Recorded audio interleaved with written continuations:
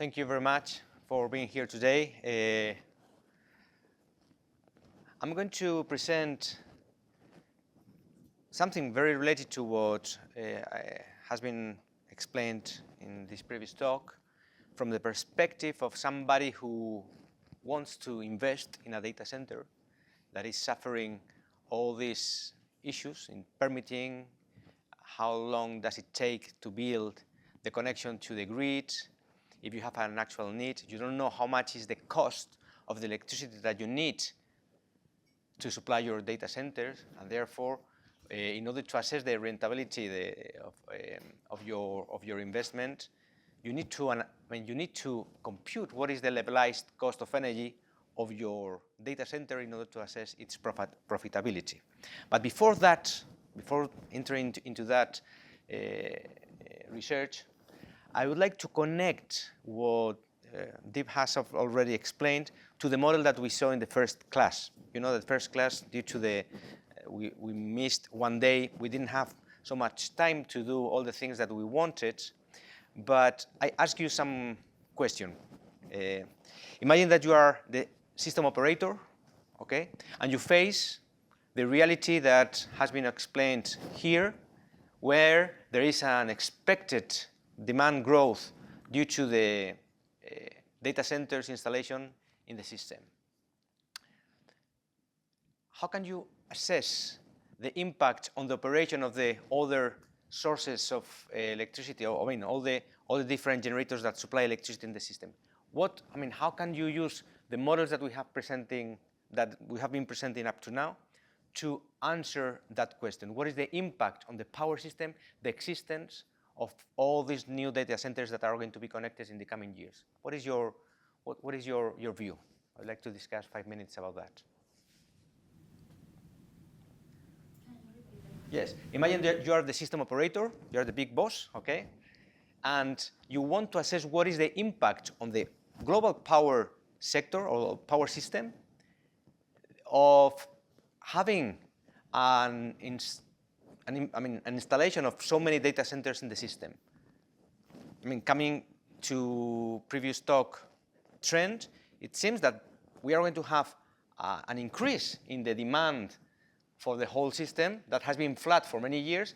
Now, due to the development of all these technologies, we're going to see a boost in the demand. Okay, so from the perspective of the power system, what do you think can be the impacts on the system? Go ahead. So you will have many power instability situations, also the predictability of what are going to be the patterns of energy consumption at peaks. Okay. That might change. So that will change like all your planning as well for generation. Good point. Let me interrupt you. What do you consider planning? Because I think that here I'd like to make this discussion to distinguish between the different time frames that we are facing. One thing is the expansion.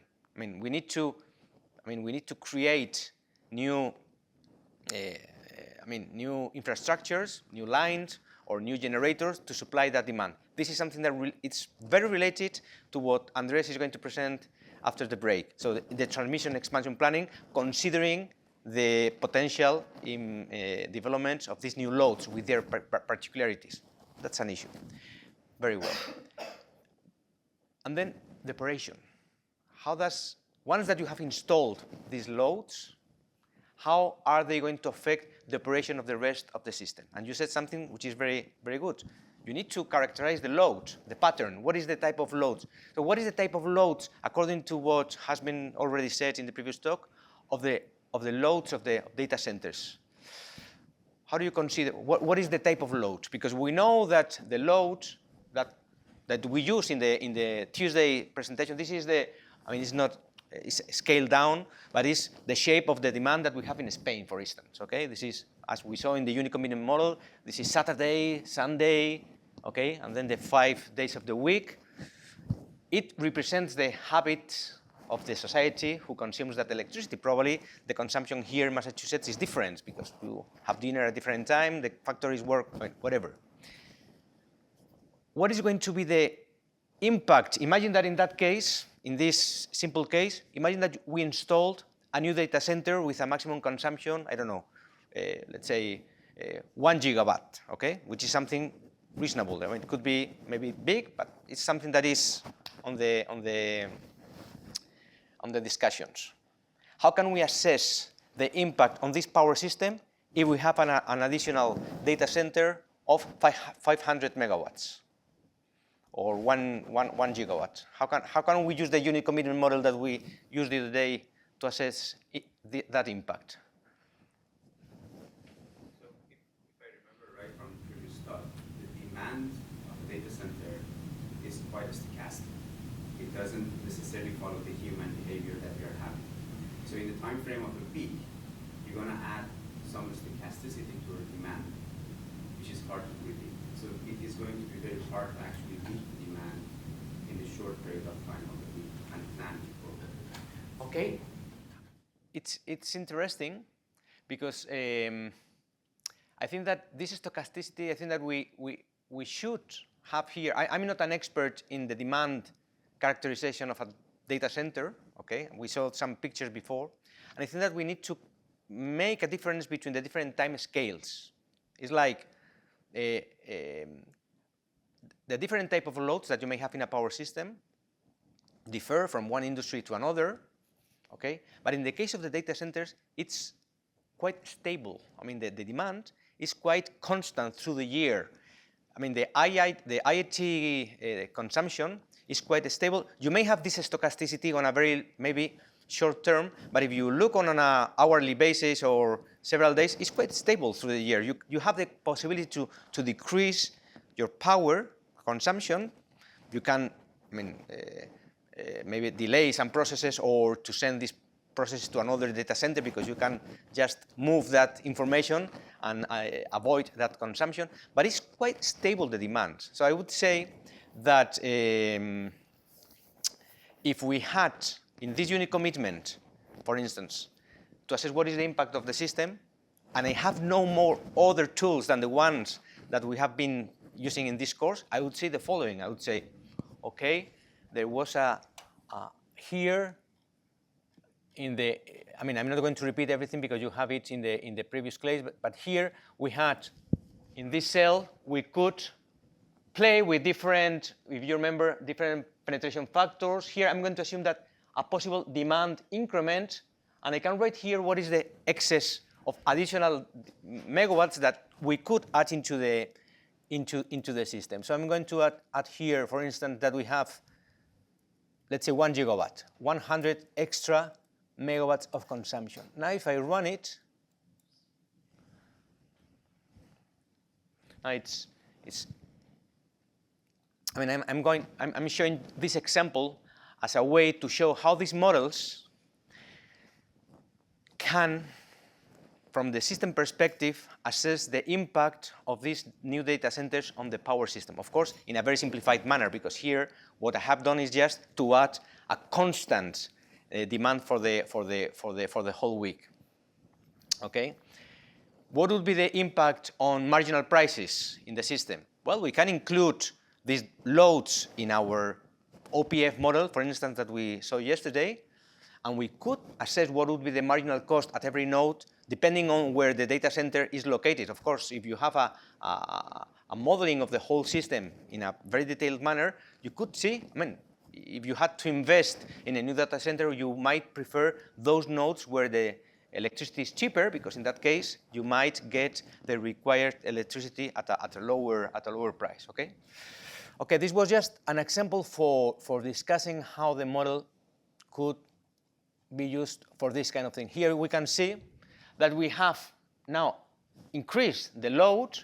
If you check what are the total costs, you might see that it has an impact on the total cost and all the, I mean, impacts on the rest of generations. And well, this is a way to show what kind of things what things can be done with this kind of models. Okay, but this was very naive, a very simple constant demand. What is missing here? Well, the data center doesn't consume 1,000 megawatts constantly every hour. It has some flexibility. I mean, what we are going to see tomorrow is that this flexibility can be useful for the system, can be consuming more or less, and we need the adequate economic signals. So it's similar to let's say the problem that we faced 1 decade ago when we start talking about demand-side management. The consumers, instead of consuming, constantly according to an inelastic demand, they were more and more subject to, well, price signals, and they could change their consumption from peak hours to off-peak hours in order to respond to the price signal. And this demand flexibility avoided to the investment in new lines or in repowering existing lines because of a smarter way of how this can be consumed.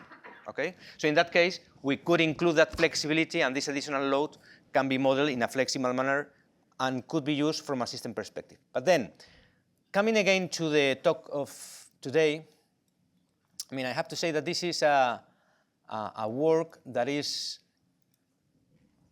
being done in collaboration with people from MIT, Audun Botterud and Sophie Tamala from the Leeds laboratory. I had the chance of being with them during the summer, making a research stay.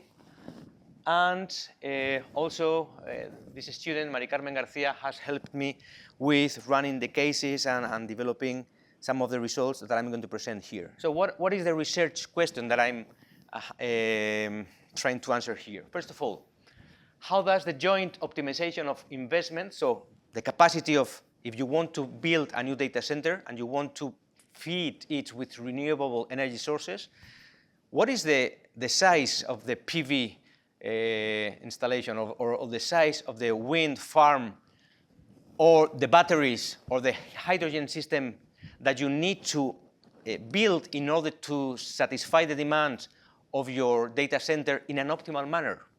The problem is that we want to minimize the levelized cost of energy, because this is going to be a big issue in the final bill of your data center, your consumption, which is used mainly for two things, for the IT, let's say, demand, but also for all the cooling of the required that may have a seasonal pattern. But we are going to assume that we have a quite constant consumption, but with flexibility, which means that the data center might reduce its power consumption in a certain range. We can consider in that case kind of 15%. Correct me if I'm wrong. This is something that we've tried here to put, let's say, realistic figures, okay? But we are not going to model this stochasticity that you were mentioning that is more related, as far as I understand, to the very short-term, let's say, time scope. We are going to have a problem to decide the optimal investment of a data center. It's something that has to be done under the perspective of 20 years, something that covers the whole life of the data center. We are going to have the time granularity in our model, 1 hour. We are not going to enter inside the hour. We are not going to be able to model, in that case, all the control systems that happen within the hour, because this would be impossible from this model perspective, okay? And given that we have these delays in the interconnection permits and so on that can take us, as Deep was saying before, 5 years, well, this is our research. So let's try to be ambitious and say, okay, I want to let's say, avoid all these delays, and I'm going to plant my data center in a place isolated from the grid. If there is a place where we have water, and if we have good wind or irradiation for solar PVs, maybe there's room for installing a data center in that place. And here in the US, you have plenty of many places where these conditions can be, let's say, satisfied.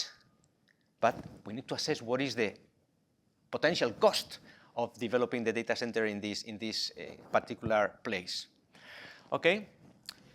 So another thing is that, okay, we want to be 100 renewable. Maybe this is too costly. What is the the impact on this levelized cost of energy if I allow my data center to be supplied partially by a gas turbine, for instance, or any other non-renewable system. Everybody wants to have a perfectly decarbonized consumption, but at what cost? Maybe there is a threshold where, well, keeping a certain value is good enough and might impact on the rentability and profitability of the data center, okay?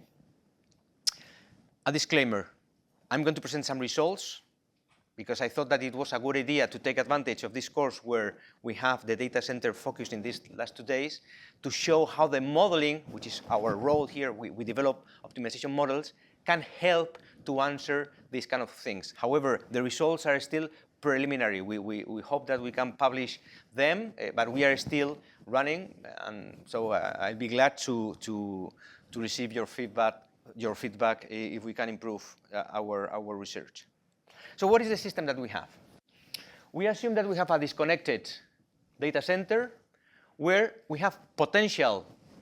We have renewables, we have wind and PV, but we don't know how much. We have solar irradiation and we have wind speeds, but we need to decide what is the size of this wind farm and PV farm, okay? We have the possibility of having, as I said before, a gas turbine or any other conventional generators. And then we need water. We have an electrolyzer. We can produce hydrogen, we can store, and by means of a fuel cell, we can produce electricity again. And we have batteries, Li-ion batteries, in order to be, with all this system, be able to supply the load, okay? So what are the parameters that we need to characterize this system? Which are the variables? Well, this is what I'm going to, in a, let's say, global perspective, I'm going to try to summarize here. I'm using in the slides, which are in Canvas, the parameters are with uppercase, the variables are with lowercase. And what calls your attention here? Your attention should be called by the fact that the load that we have in our data center in time, in our T, is a variable. It's not fixed like what we, in the unit commitment model that we had before, it was an input data, the demand. But here, the demand is a variable. So we have certain needs for the whole year, but we have some flexibility. We need to model in this assessment, we need to assess the fact that our data center can change its consumption. If this affects the levelized cost of energy, to assess the profitability of the investment, we need to consider this fact in the whole thing. And we try to do that in a, let's say, a holistic manner, considering all of them simultaneously. So this is why our load is within a maximum load, let's say, for instance, 1 gigawatt, okay? What happened here? Okay. And is above a minimum, let's say, for instance, 850 megawatts, if this is the 15% turn down limit that we are assuming, okay? In addition, we may face the problem of not being able to satisfy the demand for any reason. And this is why we are going to, as we did in the model on Tuesday, to assume, in that case, a very expensive cost of the non-served power. I'm going to assume $5,000 per megawatt hour in case I'm not able to satisfy the consumption of the data center, okay? And I think that this could be realistic because, I mean, not being able to produce the electricity will have an impact on the penalties for not being able to, I mean, to accomplish all the processes. So what we need to ensure every hour? The PV production plus the wind production plus the gas turbine plus the discharge of the battery plus the production of the fuel cell plus the non-served power has to be equal to the power consumed by the compressor, the power consumed by the electrolyzer, the power charged to the battery plus the load, because in this system we have generation and consumption, and this is the load balance equation that ensures that every hour all these elements who I haven't decided yet how many of all of them are going to be installed, because this is something that we don't know yet. But in every hour, according to the investment decision, this balance needs to be respected, okay? So, what about the PV production? Well, what we have, there are plenty of databases where you know what is the normalized PV profile that you may have, depending on the location that you have in the world. There are many databases where you can assess what would be your annual production, okay? So everything is normalized, so we assume that as input data, somebody is telling me, Javier, here you have your normalized PV production, okay? So the maximum is 1, is a per unit, okay? And I'm assuming in this case that I can decide how many PV maximum capacity I install, so the available power every hour will be just the product of this normalized hourly profile multiplied by my decision variable, which is how many PV panels I install. So what is the maximum capacity of my wind farm, of my PV farm? Do you follow my understanding? So it's like I need to tell what is the capex in terms of how millions US dollars per gigawatt of PV panel installed, knowing that for any gigawatt power that I install, I will have available this particular profile multiplied by the maximum capacity. Okay, this is the idea. Okay, I'm also considering some fixed operational maintenance cost. Okay, but at the end, every hour, the production that I have in every hour, plus the possible curtailment that I have, because I don't produce always all the power that I have available, especially if I'm disconnected from the grid. If there is more sun than what I need, I will store it if I have a battery, or in case I cannot use it, I will have to curtail it, okay? So I need this auxiliary variable to ensure that I'm not having problems with the load balance. So all the PV production plus possible curtailment has to be equal to the maximum capacity that I install of PV multiplied by this input data, which is this parameter. So here my variables, and this is very similar to what Andres is going to explain afterwards. When you have to invest in the generation expansion, the power that every hour you're able to produce is linked to your investment decision. So this is how we couple together, like Rory explained yesterday in a single optimization problem, the investment decisions, how they impact the operation. Okay? If the model decides to install more power of PV, the system will know that they can produce more solar production every hour. So here, everything is connected. Okay, the same, by the way, I mean, having one single scenario, you might not make your decision just based on one single scenario. So we need stochasticity in terms of the available resources. Okay, so what we have built, I don't know what is, maybe it's, okay, well, sorry for that. It's like, what we do is, we take the nominal scenario, but afterwards we create some variability based on a similar shape of the original data, but we create different scenarios by shuffling different days from the same week to keep, let's say, a similar time series for the studied series for wind and for solar. Okay, the same for the wind. Okay, the same idea.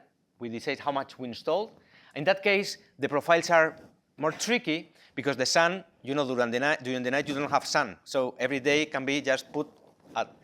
But when you have to build a scenario for wind, you need to ensure that the end of the previous day makes sense with the beginning of the next one. So here we applied some techniques to have a soft connection between different days. Okay. Always taking as input data a nominal wind for this specific location. Okay. The idea is that with this model, if you give me profiles of wind or PV profiles that depend on the, let's say, characteristics of this geographical location, I'm able to compute what is your levelized cost of energy. And this can be a good tool for an investor in order to determine where it is better to build the data center, because provides a very necessary number in this assessment, which is how much it's going to cost the energy in case you want to have it supplied in an isolated manner from the grid. Okay, I'm not going to enter in all the details because, but the model considers the possibility of having storage. In that case, a lithium battery. Why? Because, I mean, we cannot rely isolated from the grid consumption that needs a very stable production only on intermittent generators like wind or solar. So the storage, the battery, can provide this, let's say, this, I mean, can be used to stabilize the consumption. So the model considers the typical battery dynamics with different efficiencies for charging, discharging, with battery limits. In that case, what is the optimal size of the battery? The model will decide. And what do you think are the, let's say, magnitudes that we need to characterize in a battery? If you need to invest in a battery, what is what you are going to decide?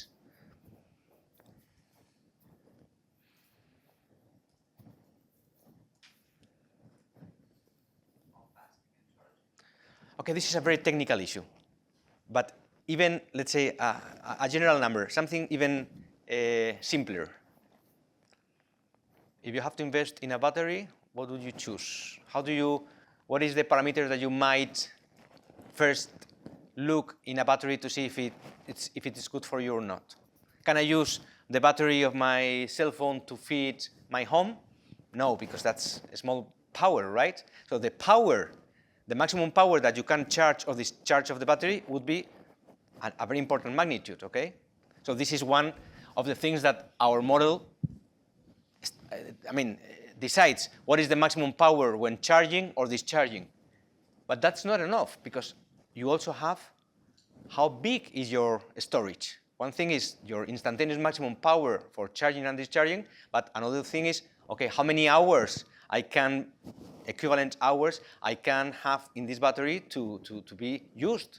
Can be 1 hour, 2 hours. You know, in power systems, normally we characterize the batteries in terms of these 1, 2, 3, 4 hours at maximum power, which is the time that the battery will discharge completely, or how many hours I need to charge it completely. In that case, the model decides the storage, but something that we did, and this is an open question.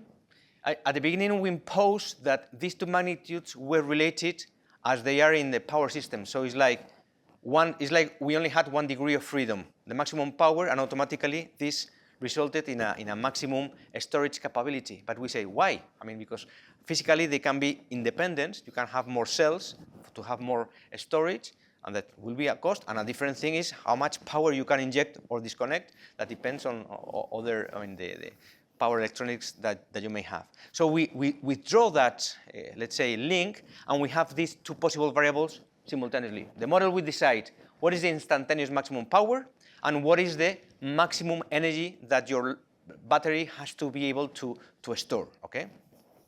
Are you following the explanation? Please correct me, interrupt me if you need it, please. What about the hydrogen? Well, again, in that case, we have here several physical processes. We have the electrolyzer. Yesterday, it was explained that if you want to model in a detailed manner these physical processes, they are very nonlinear. We have done some work on modeling the nonlinearities for instance, the losses of the battery. But in that case, the efficiencies were constant. And in that case, the electrolyzer ratio is also constant. We are not modeling at this stage this impact of nonlinear behaviors, because, I mean, it's as I said, it's an expansion planning, and well, there's from the mathematical point of view, it can be hard to model them in this framework. So we are considering that we have this data that tell us what is the mean, how many, for instance, how many tons of hydrogen you can produce with a gigawatt hour of electricity consumption. We have, here you have all the data, okay? You produce hydrogen with the electrolyzer, but then you need to compress it. Here we have put also the compressor that comes, I mean, takes hydrogen at 20 bars and compress it to 300 bars before we store them in the tank. What is the size of the tank? It's a variable of the problem. I mean, we are trying to replicate all the processes that the engineering department of the data center might have to choose. And trying not to model in detail things that, according to the expertise of my collaborators, is not worthy. Okay, so here there is a knowledge that has been applied in order to identify, in principle, the important things. Okay. Okay, and then once that you have the hydrogen stored in your tank, well, you can produce electricity again by means of a fuel cell. Okay, in order to use it. The idea is that this hydrogen can provide, let's say, a more stational storage than the battery. The battery can be used more for short-term stabilization of the consumption, and the hydrogen can be done in a longer time period. Okay. Okay, here you have the equations. I'm going to skip them just in case you are interested in the mathematical. And for the gas turbine, I'm going to assume that we have just a combined cycle or any let's say available conventional generation technology, where we are going to assume that we have every hour just the maximum power. I'm not modeling here the unit commitment because this is, again, an expansion planning and not an operation model. But something important is that we are going to impose this constraint, which is through the whole year, if E is my annual consumption of the data center, which is unknown because I have flexible demand and therefore I don't know what is the demand for the whole year, I'm going to assume that the consumption for the whole year has to be, sorry, the production of the gas turbine has to be lower than a maximum gas share that I impose. Why do I do that? Because afterwards I want to see what is the impact of this maximum market, this maximum share of the gas turbine in my data center. So, in other words, if I want to have a 100% renewable data center, this is the resulting levelized cost of energy. But if I allow that 1% of the consumption is not renewable, how much this cost decreases? Because obviously, if you want to have a 100% renewable data center, you will have to over-invest in order to have, I mean, enough wind or PV production every hour, thanks to the storage, to provide electricity. But this might be too costly. Maybe this is unrealistic. So we need to assess where it's the optimum, let's say, threshold. So we can run this model with different market share that we impose as modelers and to analyze the results. This is what we are trying also to disclose. This is the second research question that I mentioned here. Okay? Yes? What is E, maximum gas share? This is, for instance, the maximum gas share multiplied by E. E is the energy consumption of the data center for the whole year, which is a variable. It's not one, I mean, we know that the nominal demand is 1 gigawatt, for instance, but the total consumption is not going to be 1 gigawatt multiplied by 8,760 hours, because in some hours, it's allowed that it decreases its consumption up to a 15% margin. This flexibility is there. This is why this total consumption is a variable, and as I will show in the next slides, it's a challenging issue because the levelized cost of energy is the ratio between the total cost divided by the total energy, and this is a non-linear expression because it's the equation, the division of the ratio of two variables. By the way, I'm using one representative year, but we assume that we have a life 20 years. So all these factors are being analyzed according to this capital recovery factor with this discount rate and asset lifetime, which has been considered 20 years. Okay, well, I'm going to speed it up. So what is my objective? We want to minimize the levelized cost of energy, which is the total cost divided by the energy.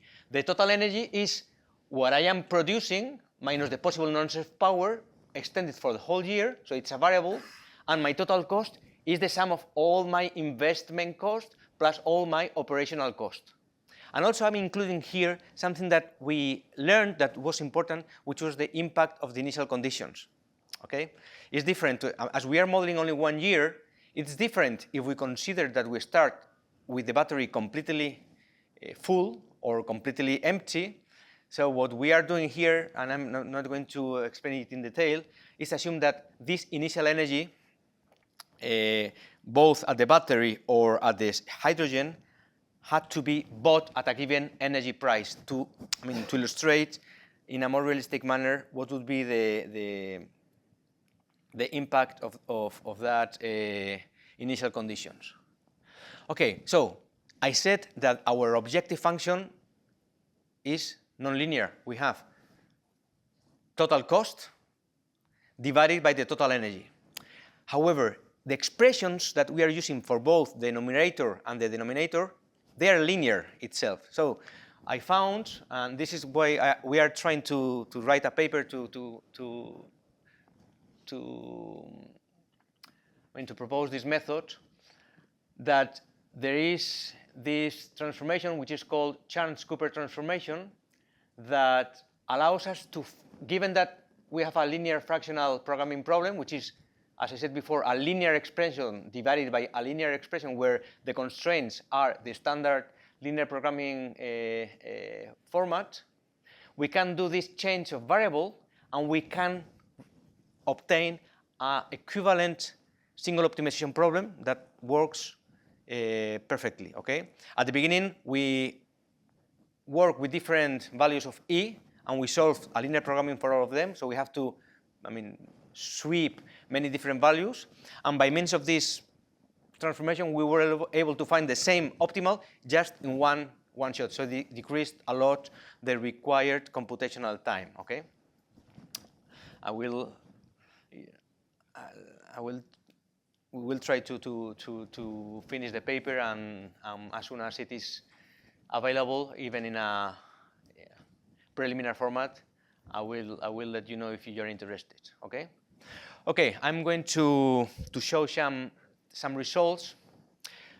In that case, I'm showing just what is the impact if we assume, for instance, that the battery is completely empty and the storage of the hydrogen is also completely empty. So we see that in the first week, for instance, we are not able to satisfy the demand. Here we have a lot of non-served power because we start from maybe there is not enough wind, maybe there is not enough sun, and we are not able to satisfy the whole demand. Then, once that we charge, we are able to do it, okay? Here you can see that we start with 0 and we end the end of the year because we impose one additional constraint, which is starting and finishing at the same level of storage, both in the battery and in the tank. Okay.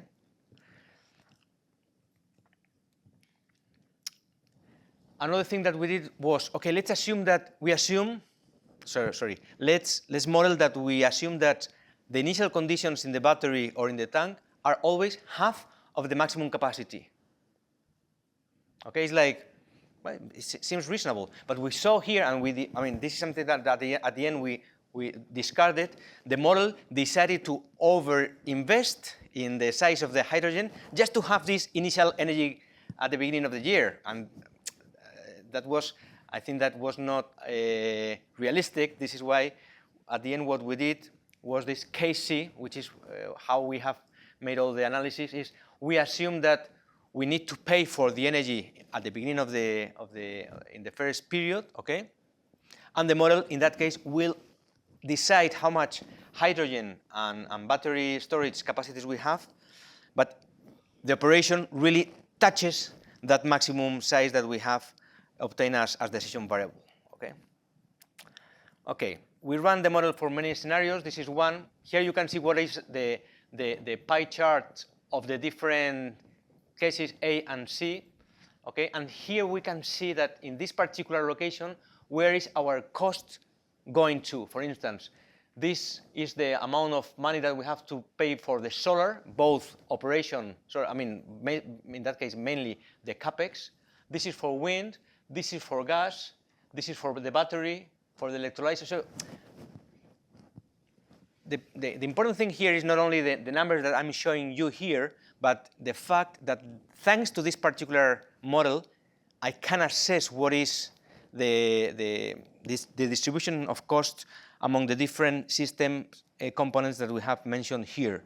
What we see here, for instance, is that the compressor is almost negligible. I mean, of course, you're going to pay something for the compressor, but has no an impact on the final bill of the data center.